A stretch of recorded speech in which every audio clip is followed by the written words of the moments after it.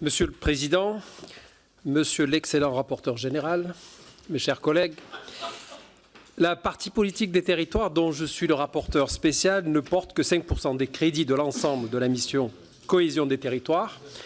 Mon rapport rassemble 3 programmes. Le programme 112, Impulsion et coordination de la politique d'aménagement du territoire.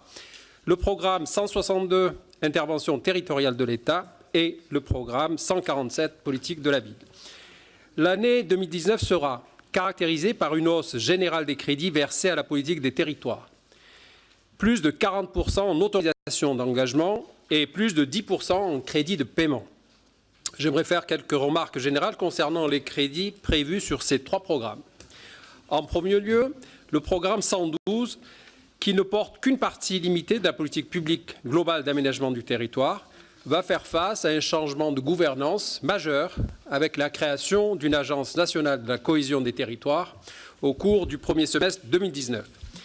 Si les crédits portés par ce programme sont en hausse, j'aimerais attirer votre attention sur la progressive extension du dispositif de la prime d'aménagement du territoire, la PAT, qui est une aide directe versée aux entreprises sous condition de création d'emplois. La PAT fait l'objet d'une évaluation annuelle et d'un suivi précis des crédits engagés, ce qui répond aux exigences de la démarche générale d'évaluation des politiques publiques dans laquelle nous nous sommes tous engagés. Ces évaluations mettent en évidence l'efficacité de ce dispositif et le faible coût par emploi créé qu'il engendre pour nos finances publiques.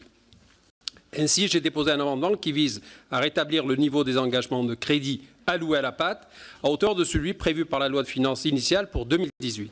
Ce statu quo serait très loin d'être suffisant, mais il apparaît nécessaire à toute discussion préalable sur l'avenir de la PAT. En deuxième lieu, j'aimerais m'attarder sur le plan chlordécone, qui est porté par les crédits du programme 162. Ce plan regroupe l'action préventive et d'accompagnement de l'État à l'égard de la population antillaise très largement contaminée par ce pesticide utilisé dans les bananeraies jusqu'en 1993. L'action de l'État est nécessaire, mais elle est aujourd'hui trop limitée.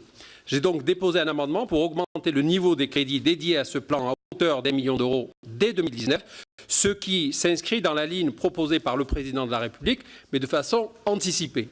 Cette hausse de crédit pourrait utilement venir accélérer la réalisation d'une cartographie fine de la pollution de l'ensemble des sols, renforcer les contrôles alimentaires dans les circuits informels ou préparer la prise en charge éventuelle d'un test de dépistage généralisé de l'exposition au chlordécone pour l'ensemble de la population.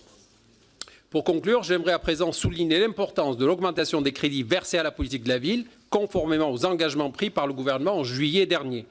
Cette hausse de 85 millions d'euros va permettre un renforcement de l'action publique dans les territoires les plus fragiles, ce qui est nécessaire pour réduire les inégalités sociales et territoriales.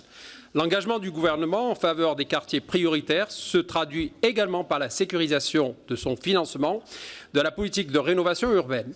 En effet, le gouvernement inscrit dès le PLF 2019 l'ensemble des autorisations d'engagement prévues pour le quinquennat, soit 200 millions d'euros. Il traduit également, dans l'article 74 du présent PLF, les engagements pris par les bailleurs sociaux pour financer cette politique à hauteur de 2 milliards d'euros supplémentaires. Je vous remercie.